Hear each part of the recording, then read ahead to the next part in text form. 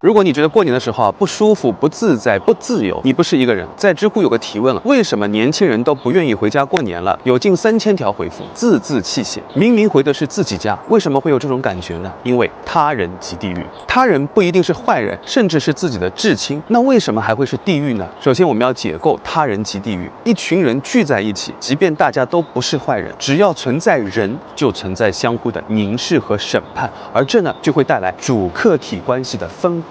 春节呢，就是一场盛大的他人即地狱，长辈凝视评判年轻人，于是年轻人就成了客体。比如好不容易放假能睡懒觉，结果呢，你妈很早喊你起床，明明想再睡一会儿，来了一群亲戚，不得不起床招待客人。再比如因为各种鸡毛蒜皮的家长里短，争论的不可开交。再比如长辈的催婚催育，再比如亲戚来做客，你得表现得很热情好客，笑容满面，使劲找话题，避免冷场。又比如长辈抽烟劝酒，你明明已经头昏脑胀，却没有招架之力。又比如亲戚询问各种隐私问题，又比如去别人家做客，你得表现得小心谨慎、知书达理。再比如长辈还会攀比谁家赚了多少钱，谁家生了2胎。还有亲戚长辈会给你夹菜，你根本就不爱吃，但是只能硬着头皮吃。长辈给你盛了满满一大碗饭，吃不完呢是浪费，吃完了呢又肚子撑。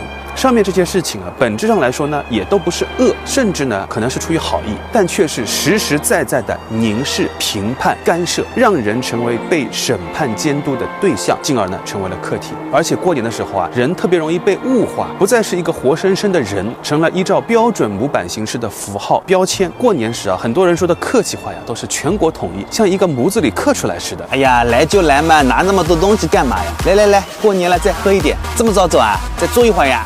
去年在哪里发财？赚了多少？其实生活中处处充满着人和人的交锋，比如争论谁对谁错争论谁该听谁的呀，也就是争夺一种主体性。过年的时候不同年龄、不同价值观的人置于同一场域当中，放大了这种冲突。萨特可能没有想到，这句话最适用的场景原来是过年啊。那么如何对抗他人即地狱呢？第一种方法是打不过就加入，别人凝视评判我们 ，OK， 反过去我们凝视评判对方，我们催爸爸妈妈凌晨5点起床，我们问长辈各种隐私问题比如养老金多少最近有没有去跳广场舞不停的给长辈夹菜盛饭，而且一定要盛得很大一碗，不停的激励长辈努力工作，退休呢要发挥余热，不停的攀比父母，当着父母的面说，张家给儿子买了房李家给女儿买了房总之让自己成为凝视评判他人的主体，让长辈沦为客体。但我想大部分年轻人不会这么做，因为年轻人缺少这种爹味儿、妈味儿，而且这个方法杀敌1000，自损800。那另一个方法呢是独处，不论是萨特、尼采、叔本华、帕斯卡尔都推崇独处，他们的金句呢在我的视频当中出场率也很高，而且特别的提神醒脑。